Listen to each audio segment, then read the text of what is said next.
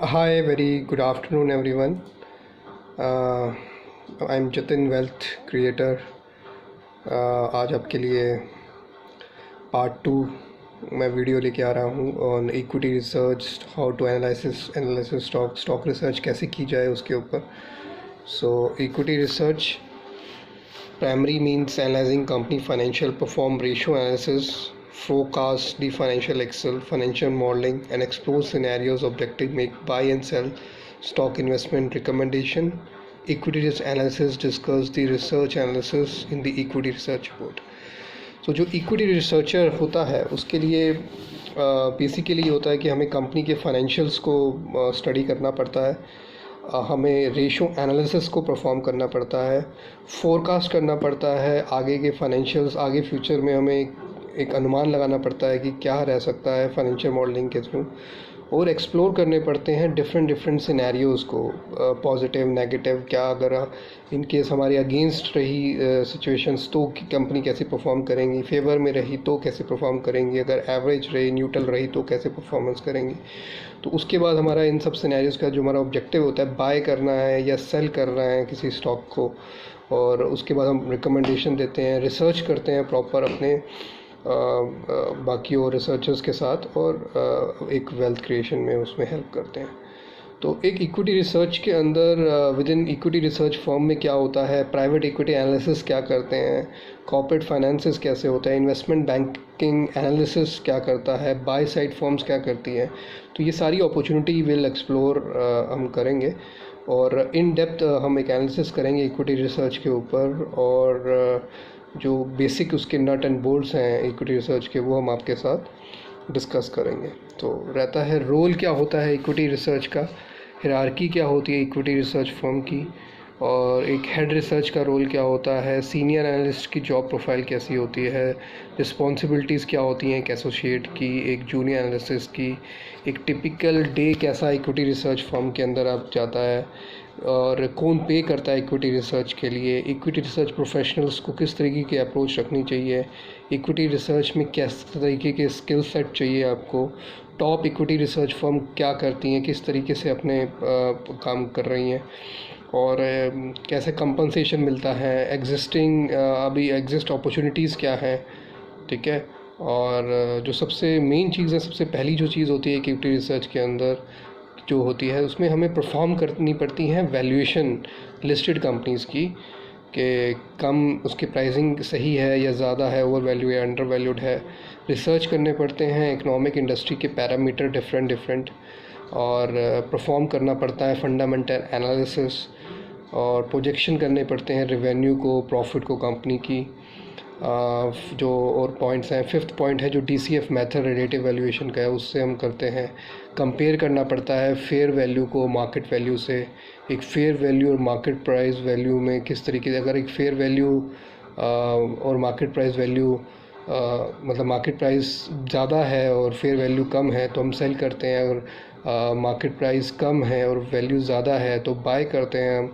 तो इस तरीके का रहता है हमारा. और इक्विटी रिसर्च फर्म में रिसर्च कंपनीज़ हम फाइंड करते हैं वैल्यूएशन लिस्टेड कंपनीज़ की, जो national stock exchange, Bombay stock exchange, New York stock exchange, किसी भी बड़ी एक्सचेंज में लिस्टेड होती हैं इंडिया में, अब्रॉड के अंदर. और उसके बाद हम जब कंपनी की एक बार कंसंट्रेशन में चले जाते हैं तो फिर हम इकोनॉमिक एस्पेक्ट्स पे जाते हैं, GDP ग्रोथ क्या चल रही है उसके, उस पैरामीटर पे हम देखते हैं, मार्केट साइज़ क्या है इंडस्ट्री का, कंपनसेशन क्या इसमें हमें मिल रहा है. उसके बाद उसके जब हम इकोनॉमिक बिहाइंड द बिज़नेस समझने के बाद उसके फाइनेंशियल स्टेटमेंट एनालिसिस होता है, हिस्टोरिकल बैलेंस शीट स्टडी होती है, कैश फ्लो एनालिसिस होता है, इनकम स्टेटमेंट एनालिसिस होता है, और फॉर्म एक ओपिनियन रखते हैं अपना. ठीक है. और एक बेस मैनेजमेंट एक्सपेक्टेशन होती है, हिस्टोरिकल परफॉर्मेंस दी जाती है, इंडस्ट्री का कंपटीशन स्टडी किया जाता है, फाइनेंशियल स्टेटमेंट स्टडी की जाती हैं, और फाइनेंशियल मॉडलिंग बनाई जाती है इक्विटी रिसर्च के ऊपर. राइट. और साथ ही साथ बेस मैनेजमेंट, उसके बाद आपका जो इक्विटी वैल्यूएशन होता है, DCF रिलेटिव वैल्यूएशन होता है, सम ऑफ पार्ट वैल्यूएशन होता है कंपनी का, कैलकुलेट की जाती है. Fair price based on above model, compare the fair price and the current market price in stock exchange. ये सारी चीज़ें हम इस पे देखते हैं. ठीक है। रोल ऑफ इक्विटी रिसर्च का क्या रहता है? Equity research play a very critical role filling information gap between buyer and seller of the shares. तो ये काफ़ी बड़ा रोल होता है इसमें, जो गैप होता है बायर सेलर के बीच में उसको हम फिलअप करते हैं, रीज़न करते हैं। Reason of the all level individual institution में not have a resource of capability to analysing every stock. जो रीज़न होता है सारे लेवल का इंडिविजुअल इंस्टीट्यूशन का, उसमें रिसोर्सेज और कैपेबिलिटी एनालाइज करते हैं एवरी स्टॉक्स की, उसके एडिशनल फुल इंफॉर्मेशन होती है is not provided by the management and due to the further inefficiency and created stock trade below or above fair value. ठीक है। इक्विटी रिसर्च एनालिस्ट स्पेंड करता है lot of time energy expertise analysing stock, follow the news, follow करते हैं news का, take management से बात करते हैं, प्रोवाइड करते हैं एस्टिमेट वैल्यूएशन को। ऑल्सो इक्विटी रिसर्च आइडेंटिफाई करता है वैल्यू स्टॉक को, massive ocean stock help by करता है जनरेट प्रॉफिट्स के अंदर। What is typically hierarchy of equity research firm? एक टिपिकल हायरार्की होती है equity research firm, start with the head of equities at the top. Typical hierarchy होती है equity research firm में, स्टार्ट करते हैं हेड ऑफ इक्विटीज़ में और head of the equities at the top पे रहता है। और जो एनालिसिस होता है कवर करता है डिफरेंट सेक्टर को, और मोस्टली जो कवर करता है 10 to 15 कंपनीज़ किसी भी स्पेसिफिक सेक्टर्स के लिए।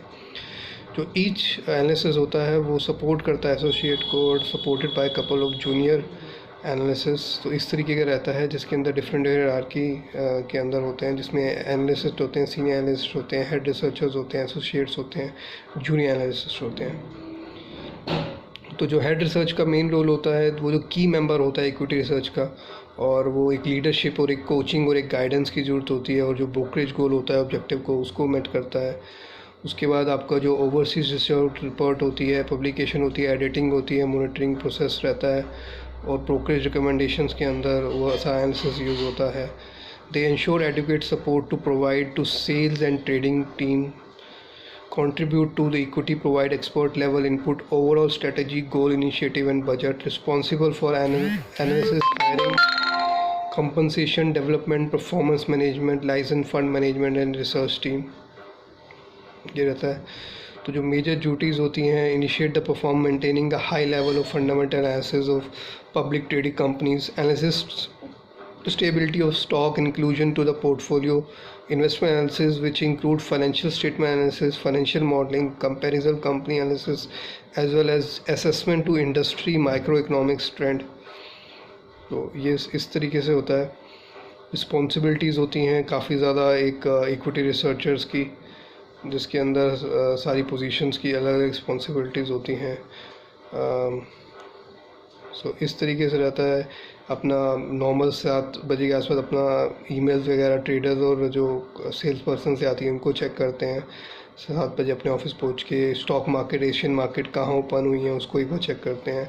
फिर 7:30 to 8:30 का 10 मॉर्निंग मीटिंग्स होती हैं, nothing but discussion of the recommendation before the market open along with the sales and trading team रहती है। Follow the market, look at the key development in the sectors. ठीक है।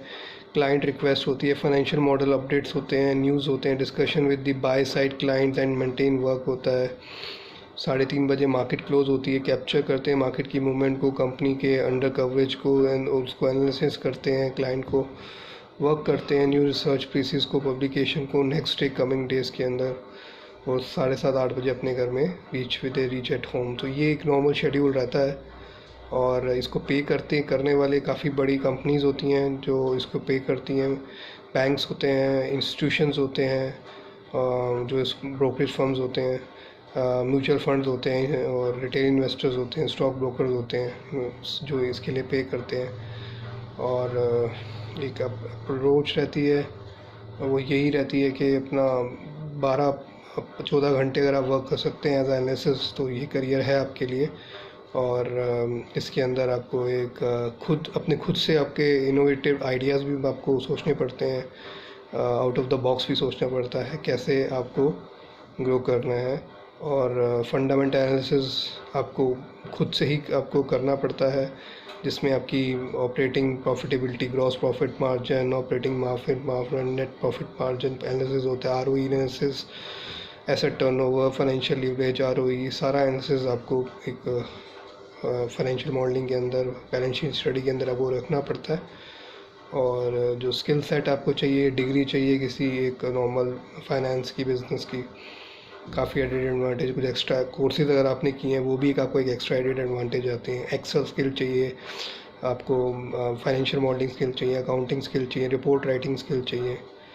ठीक है, जो टॉप जैसे जो कंपनीज़ हैं जिसके अंदर आपकी जॉब लग सकती है, काफ़ी बड़े बैंक्स हैं, Deutsche Bank, Standard Chartered Bank, Credit Suisse, UBS, Barclays, Citis, Nomura, Goldman सैक्स, CLSA, इस तरीके से HSBC, कई बड़ी बड़ी कंपनीज़ हैं जो पे करती हैं।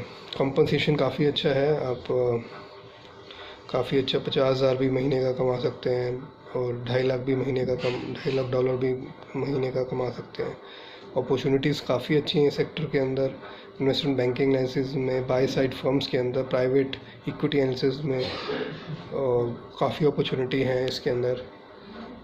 और बाकी यही है कि अगर आपको इक्विटी रिसर्चर, आपको एस्टिमेट कंपनी की फेयर वैल्यू करनी आती है, रिकमेंडेड जो बाइंग साइड क्लाइंट है उनको और सेल साइड क्लाइंट है उनके लिए आपको रिसर्च करनी है, आपको 12 से 16 घंटे आपको डेली का आपका देना पड़ेगा ऑफिस के अंदर। और अगर आपकी ये ड्रीम जॉब है और इफ़ यू लव फाइनेंस और फाइनेंशियल एनालिसिस, तो ये वर्क आपके लिए है। एक चैलेंजिंग डायनामिक एनवायरनमेंट है और इसमें आपको करियर बनाना है तो आपको इक्विटी रिसर्च जॉब एक रिवॉर्डिंग जॉब हो सकती है, हायर कंपनसेशन होता है और एक एक्सीलेंट अपॉर्चुनिटी है आपके लिए। सो ये है सारा।